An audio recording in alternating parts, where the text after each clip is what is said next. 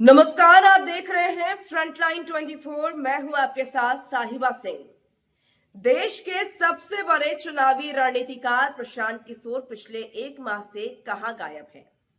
क्यों प्रशांत किशोर को लेकर हो रही है इतनी चर्चा? अंदर अंदर कहीं कोई खिचड़ी तो नहीं पका रहे हैं? बिहार चुनाव में करारी हार के बाद वे बिहार से अचानक गायब हैं। बताया जा रहा है कि वे कहीं नहीं गए हैं, दिल्ली में बैठे हैं और कुछ नया करने वाले हैं। प्रशांत किशोर और कांग्रेस सांसद प्रियंका गांधी के बीच बंद कमरे में घंटों बैठक करना कोई नया गुल खिला सकता है। कहा जा रहा है कि प्रशांत किशोर की अगली बैठक अब राहुल गांधी के साथ होने वाली है। क्या जनसुराज का विलय कांग्रेस में होने जा रहा है या फिर दोनों दलों के बीच कोई बड़ा गठजोड़ की बात चल रही है? प्रशांत किशोर 2022 में भी कांग्रेस में आने का प्रयास किए थे, लेकिन तब बात नहीं बन पाई थी। फिर उत्तर प्रदेश में सपा कांग्रेस के लिए विधानसभा चुनाव में प्रशांत किशोर अहम भूमिका निभाए थे, लेकिन कोई खास सफलता वहां भी नहीं मिल पाई थी। बाद में प्रशांत किशोर बिहार में अपने दम पर राजनीति शुरू की और जनसुराज पार्टी का गठन कर सभी राजनीतिक दलों को चौंका दिया।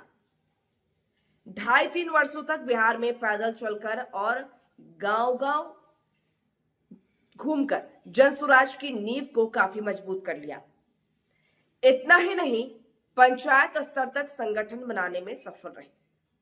जनसुराज बिहार विधानसभा चुनाव से एक माह पहले तक काफी मजबूत स्थिति में दिख रही थी। जनसुराज का आकार ऐसा बन गया था कि सभी दलों की नींद हराम हो गई थी। खासकर जदयू, भाजपा और राजद के अंदर प्रशांत किशोर ने बेचैनी बढ़ा दी थी।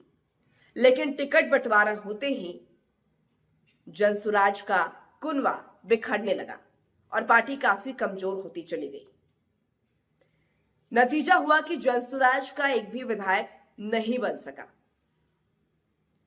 हालांकि बिहार चुनाव में जनसुराज को 15 से 17 लाख वोट जरूर मिला।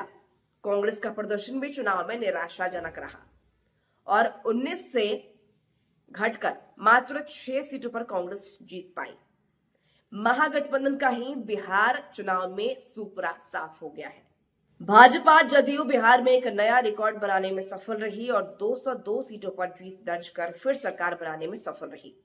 प्रशांत किशोर की हर भविष्यवाणी बिहार चुनाव में फेल रहा। परिणाम आने के बाद प्रशांत किशोर इतने व्यथित हो गए कि 24 घंटे तक मौन हो गए। फिर कुछ दिनों बाद बिहार से गायब हो गए। कांग्रेस को भी अब समझ में आ गया है कि जब तक राजद कांग्रेस का बिहार में गठबंधन रहेगा, तब तक एनडीए की मजबूत किला को हिला पाना नामुमकिन है। कांग्रेस भी बिहार में कुछ नया करने के लिए तैयार बैठी है, छटपटा रही है। इसी तरह प्रशांत किशोर भी समझ चुके हैं कि अकेले दम पर बिहार में भाजपा जदयू को परास्त करना आसान नहीं है। इसलिए दोनों कांग्रेस और जनसुराज मिलकर बिहार में राजनीतिक सफर शुरू करने की तैयारी कर रही है। कांग्रेस के पास बिहार में कोई बड़ा चेहरा नहीं है, तो कांग्रेस सोच रही है कि क्यों ना प्रशांत किशोर की पार्टी, प्रशांत किशोर की अगुवाई में बिहार की लड़ाई लड़ी जाए। बाकी छोटी छोटी पार्टियां भी इस गठबंधन में शामिल हो जाएंगी, यह तय है। राजद से किसी भी हाल में गठबंधन न करने की बात पर प्रशांत किशोर और कांग्रेस के बीच लगभग सहमति बन गई है। कभी हार नहीं मानने वाले प्रशांत किशोर कांग्रेस के शीर्ष नेतृत्व के संपर्क में हैं और बात आगे बढ़ रही है। प्रियंका गांधी के बाद अब प्रशांत किशोर की मुलाकात राहुल गांधी से होने वाली है। यह अंतिम दौर की बैठक होगी। इस बैठक में कोई बड़ा फैसला हो जाने की संभावना है। प्रशांत किशोर को भी एक समान विचारधारा वाली बड़ी पार्टी का सहारा जरूरी है, तो कांग्रेस को भी बिहार में कोई बड़ा चेहरा का दरकार है। अब सवाल है कि जनसुराज का कांग्रेस में विलय होगा या गठबंधन, इस पर फैसला अगले कुछ दिनों में हो जाने की संभावना है। मतलब साफ है कि प्रशांत किशोर कहीं गायब नहीं हुए हैं। वे जिस मिशन में लगे हैं उसमें सफल होने के बाद बिहार में प्रकट होंगे। प्रशांत किशोर पटना पहुंचते ही बड़ा राजनीतिक धमाका कर सकते हैं। प्रशांत किशोर और राहुल गांधी 2029 लोकसभा चुनाव को ध्यान में रखकर आगे बढ़ रहे हैं। अगर ऐसा हुआ तो राजद बिहार में अकेले रह जाएगी। भाजपा को हराना बहुत मुश्किल। देख बिहार ही नहीं, देश के कई राज्यों में राजनीतिक समीकरण साधने की तैयारी विपक्ष कर रहा है।